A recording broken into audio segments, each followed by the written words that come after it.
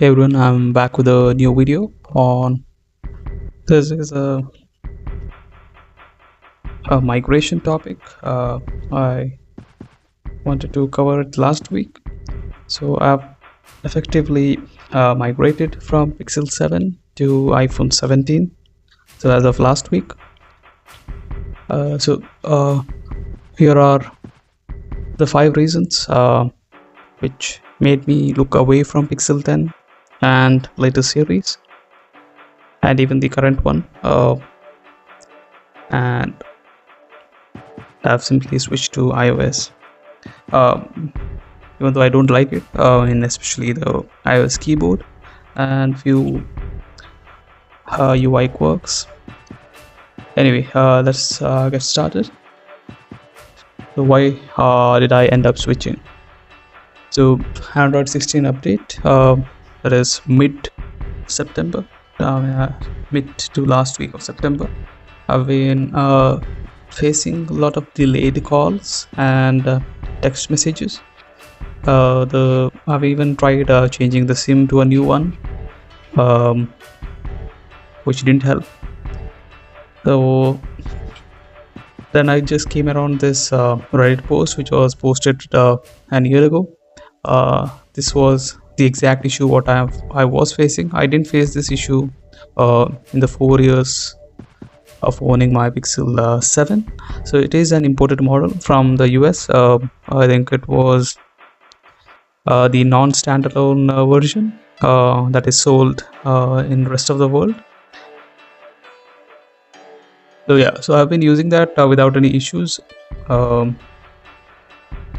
and suddenly this happened. So I've been missing calls, I can't place calls, no calls go through.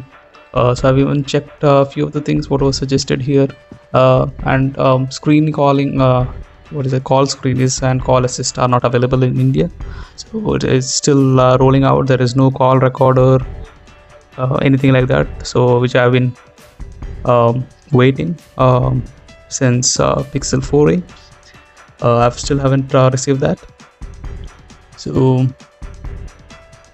even it was refusing to connect via Wi-Fi calling, which was the main backup which I had when I had a very low connectivity during heavy rains, and sadly it didn't help much. So even the data or LTE or 5G was very sporadic, and it works sometimes, and sometimes you need to reset the 4G API, access point names and things like that to get it working. So I've run all those things, and at some point I lost it, and I simply ordered the iPhone 17 because the pricing was made me much more sense, because usually iPhone works globally, and even they cover the entire globe, so no matter where I am. So that's the reason that I was that's the main point that made me switch. Coming to the next one is the Pixel battery health assistance. So if you have been seeing some of my videos on Pixel, you might have come across my deep dive on Pixel battery health assistance, where I'll just share my phone screen. So my phone has done around 700 charge cycles over 4 years. I pretty much charge it on a daily basis because the battery life was very inconsistent, and I never got a very consistent battery. Some days I get 6 hours of SOT, and sometimes it will be around 3, doing the same thing, say on the same Wi-Fi. LTE or 5G is turned off, things like that. So very less calls, that is less than 10. So even then the battery was very inconsistent. So after enabling which was force enabled after Android 16 update, the battery does not last as long as for Android 14 or 15. I mean, Android 14 had the best SOT around the 9 hours, I guess, doing the same things, and it was very consistent. So it was hovering around 7.5 to 9. And yeah, I did cover very in depth that the CPU, that is SoC performance, is also affected when enabling battery health assistance, as it reduces the voltage depending on your charge cycles. I think it is around 800 for until then the next milestone. So they reduce your voltage at every 200 charge cycles. So I think I've got another 100 more charge cycles until the battery needs to be replaced. So I'm still not sure if it is the 80%, but I don't think it is 80% of the battery, because sometimes it gets very worst, maybe 2.5 hours, and that is very bad. So the third point which turned me away to simply use iOS is because Google is planning to restrict sideloading for unverified Android app developers.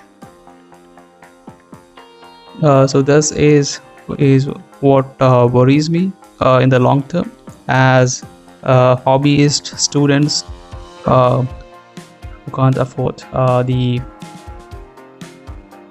developer plans. It will be a very heavy blow to them, as they need to pay to Google, verify their identities using their ID cards and things like that, so that their apps are whitelisted even when installing from the third-party stores. So I'm not sure if third-party stores will be able to do this in the long run, because it does not make sense for them as well when they are playing similar tactics just like Apple. And the final thing, what actually made me buy the iPhone 17 is because this, which I've told you earlier, because of the global coverage and the way iPhone works with every major carriers across the world. So I've been using this phone information API to force enable 4G or 5G. So I usually set it. Let me just open the. So I usually set my preferred network to NR, that is 5G or LTE only. These were TikTok as well, VoLTE and Wi-Fi calling. CBRS and dual standby were disabled. I think it was not enabled. Yeah, I've tried a few settings as well, but it didn't help, because after every reboot these settings were reverting to this GSM mode. Let me just see this. Yeah, that was switching to this for some reason. India does not support CDMA, it only does GSM. Let me see if there is a NR mode. No. Yeah, this was the thing. So 5G is completely missing on every reboot, which actually made me so frustrated that it was working fine for 3+ years until this month. So that was the final nail in the coffin, and that made me push to the iPhone. And there is one more reason.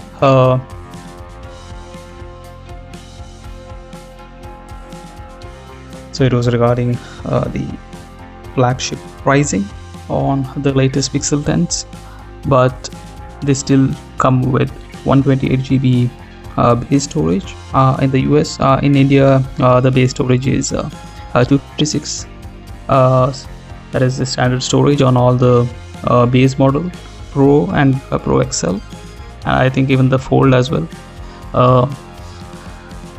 So let me open Pixel 10 India. So I did intend to trade in my Pixel 10, but I didn't do it because the trade-in value was very less. You can buy another Pixel 7 or Pixel 8 or even Pixel 9 for less price than a Pixel 10, even with the trade-in. So it didn't make sense to me. I'm glad I didn't get it. I think I was quoted around 15Ks, but I didn't go for it. Where is it? Yeah, 799. So this is the same price as an iPhone 17. So it has a way better SoC, modern. It has the same MagSafe things. I never used MagSafe, so it was not a deal breaker for me. So I still use wireless charging. I am appreciating Apple for including 40 or the smart charging, ABS of 60 watt. So it still charges way quickly.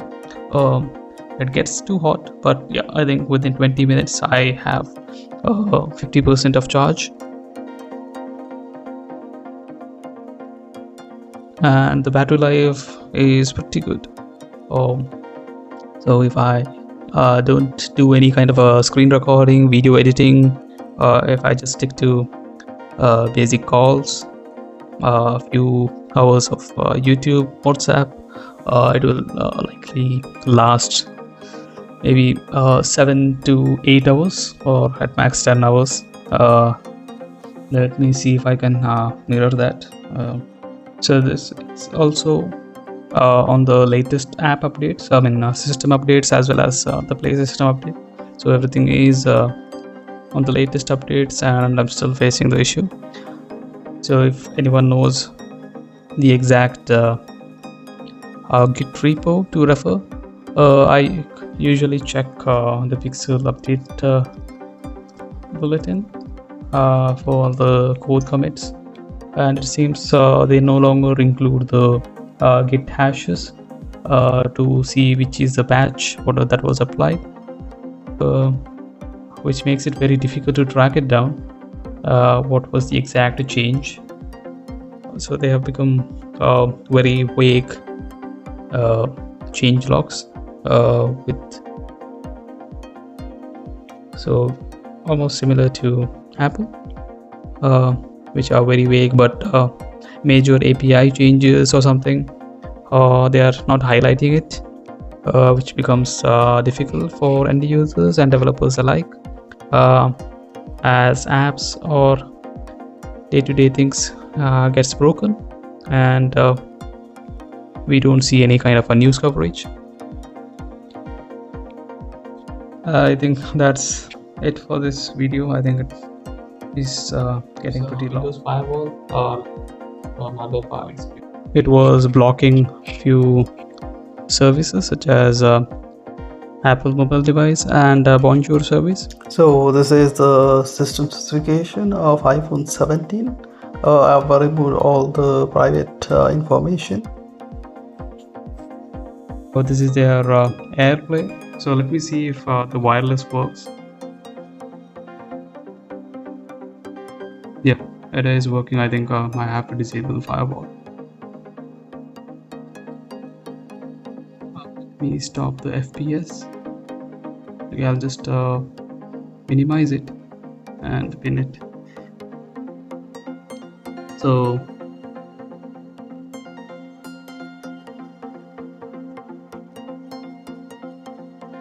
these are the apps I've migrated to. So if you have seen the Pixel devices, in the Android device, so I was using Aegis authenticator. So I've moved to 2FAS.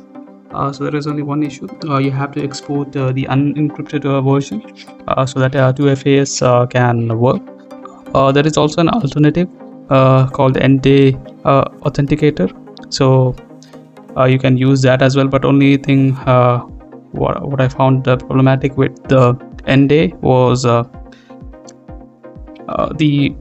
trashed items will often show up with the main line items, I mean the 2FA items, and it was very confusing, and you can't bulk delete the older ones. Then I had to do a manual work, so show up the QR code for each and every entry and then manually add it. So if you are very keen on the item sort that is in Aegis, so you only have a manual way, because the ordering gets messed up when you move to 2FAS or End-Day or any other 2FA apps. Yeah, so I've migrated that, and most of the things are present. So I've swapped CPU 8R64 for CPU info. So as I was saying, I've kept changed it to from CR 8R64 to CPU info. Pretty much most of the apps have been migrated. I think aside from few, there is YouTube Create, which is not available in India for iOS. So I've replaced Safari with Brave because I was getting very confused with their new UI. It was very everything was getting very confusing, so I was just getting confused with the back and the forward button. Sometimes it will close the entire web browser, so it was pretty confusing. People not many use it, so most of them are still using WhatsApp. Yeah, the main highlight was the camera, the front camera, and which was a very high quality camera. So see,